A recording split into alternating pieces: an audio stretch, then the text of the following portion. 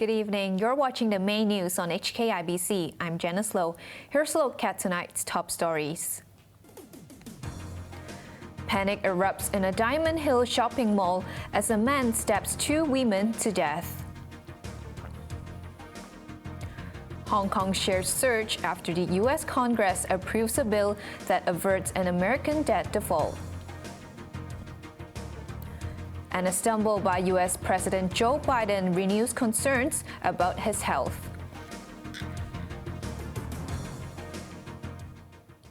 Two women have been killed in a stabbing spree in a shopping mall in Diamond Hill. Police subdued and arrested a man shortly after the attack, which sent shoppers scurrying for safety this afternoon. Surveillance footage shows a man following two women in Diamond Hill's Hollywood Plaza at around 5 p.m. The man, who had a 30-centimeter knife in his hand, suddenly began stabbing one woman. The victim, aged 26, resisted, but to no avail. Her companion tried to pull the attacker away, but was unsuccessful, and soon after, she herself became a target. Many shoppers fled in panic, but some tried to resuscitate the injured woman. The 26-year-old was later certified dead. The other victim, aged 23, was rushed to hospital in critical condition and was declared dead soon after. This man, who witnessed the attack, said the first victim did not shout for help. Police arrested a man, aged 39, at the scene, which was cordoned off. Passengers face a double whammy with MTR and bus fares going up this month. Train rides will cost 2.3% more from the 25th of June. A ride from Tsuen Wan to Mong Kok, for example, will go up by 20 cents to $8.90. The railway company says nearly half of the routes will be charging 10 cents more. Bus fares will rise by up to 7% on the 18th of this month.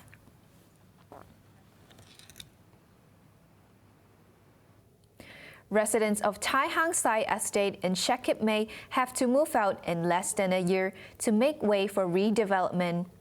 Some of them criticize the arrangement, saying the options are limited. Macy Mock reports. 3 years ago, the government proposed redeveloping the 58-year-old Thai Hansai estate in Shek Kip Mei, but the plan remains on hold, pending a decision on how to resettle the 1,200 households. Today, the Hong Kong Settlers Housing Corporation, which manages the private rental housing estate, announced that it will compensate residents who submitted a declaration form. Those who have not risk eviction. Around 80% of the households, or 1,012, have sent in the forms. 67% of them are eligible for a subsidy of at least $540,000 to rent another place, while the estate is being redeveloped over 5 years. They may return when the project is completed. Those who choose not to return will be compensated. A single-person household will get at least $675,000. Around 300 households who are ineligible to return because they own other properties or no longer live in the estate may get $100,000 per person. Residents have 2 months to make a decision and have to move out in March next year. Some who have not signed the declaration form say they want a place to live and not subsidies. A rights group said many of the residents are elderly and are not able physically to relocate several times. Macy Mock, HKIBC. Today was Hong Kong's hottest day so far this year, with the amber heat warning issued a record 3 times.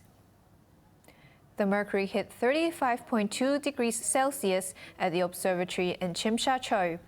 But it was hotter in Changsha, where it was a sizzling 37.9 degrees at 5 p.m. It was also the 3rd hottest day in June on record. The amber heat warning was issued just before noon. The alert ended after 2 hours, but was reinstated just 10 minutes later. It was taken down after an hour, only to be restored at 3:20 p.m. Overseas, investors rejoiced as a potential global economic disaster was averted when the U.S. Congress approved a bill that stopped Washington from defaulting on its debt. Hong Kong led Asian stock markets higher on a buying spree. Azam Khan reports.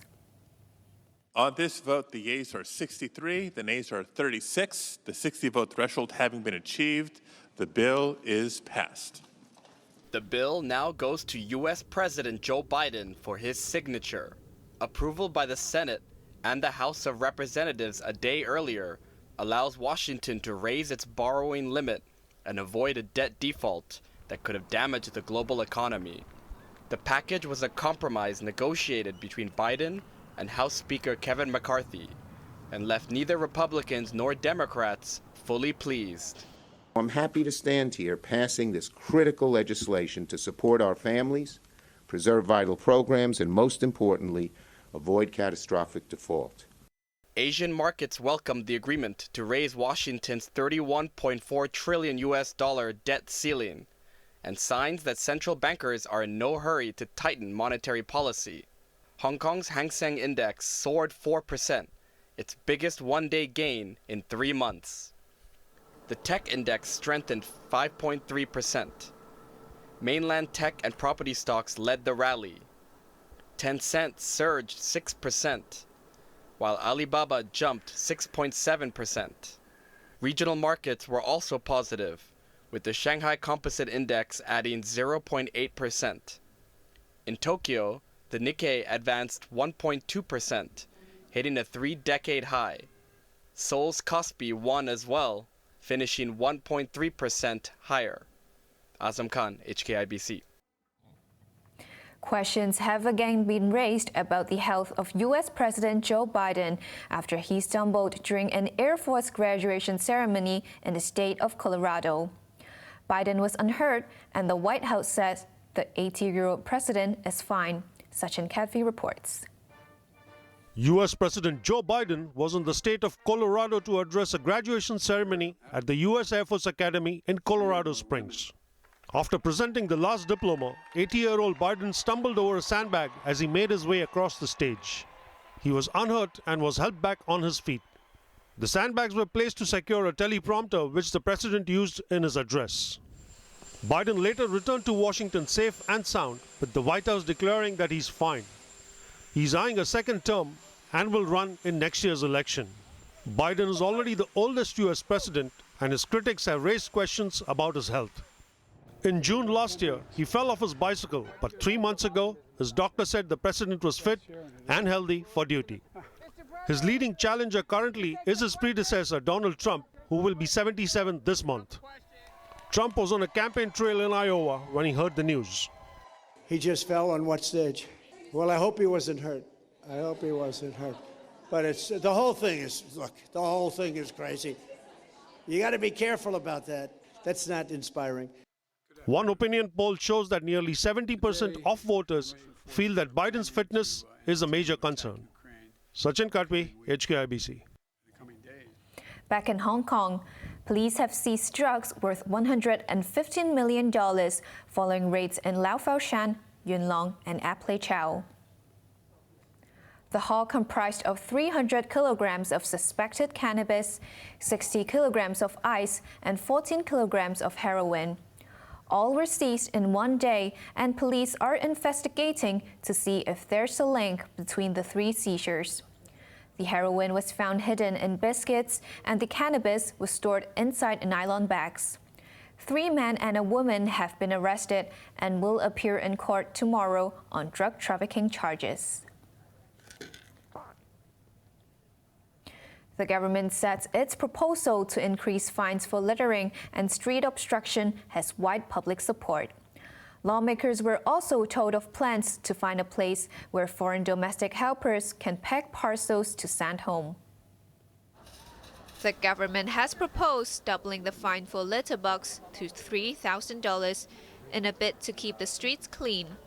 The current $1,500 fixed penalty ticket has remained unchanged for 2 decades. Shops that cause street obstruction could face a 4-fold increase in fines to $6,000. Deputy Environmental Secretary Ivy Law told legislators that the proposals have won public support. Most of those who responded to the consultation agreed with the scheme, she said. There will be a grace period of 3 months after the bill is passed before the new fines are implemented. Lawmaker Ben Chan was concerned about the cleanliness of low-tech court in Chunwan, claiming that foreign domestic helpers leave rubbish behind after packing boxes for door-to-door delivery. Law said her unit and the Home Affairs Department are trying to find a place for helpers to pack parcels without creating any disturbance.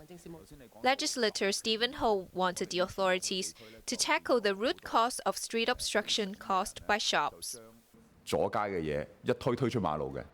He said shop owners should be sued and not employees, as they are only following instructions. Law said the department is looking into the issue.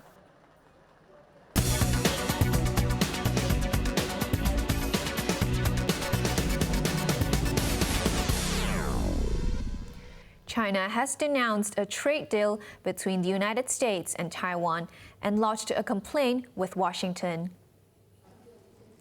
Foreign Ministry spokeswoman Mao Ning said the agreement violates the One China principle. She said it was the latest example of Washington trying to undermine the principle. The deal was signed by unofficial entities that maintain non-formal diplomatic bilateral relations. It's part of a larger trade agreement between the U.S. and Taiwan.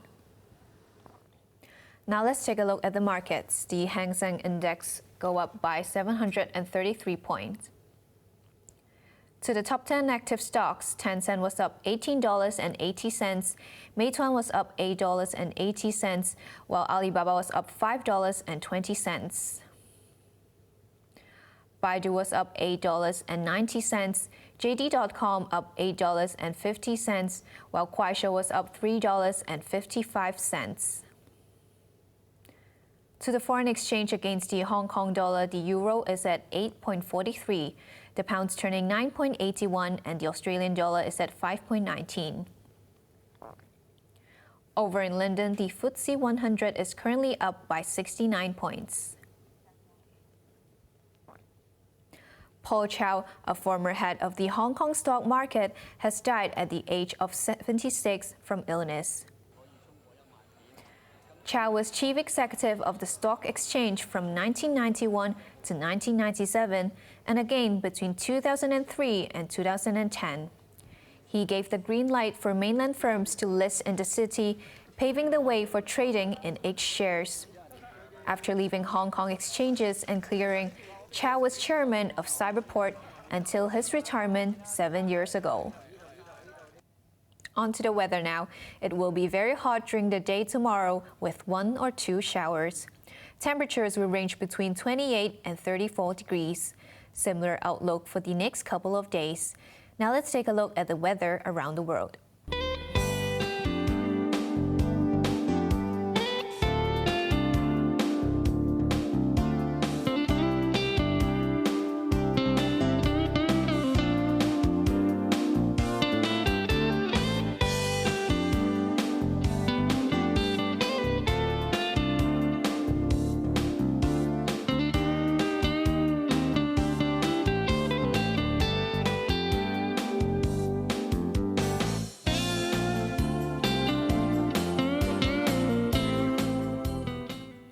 That's our main news for Friday night.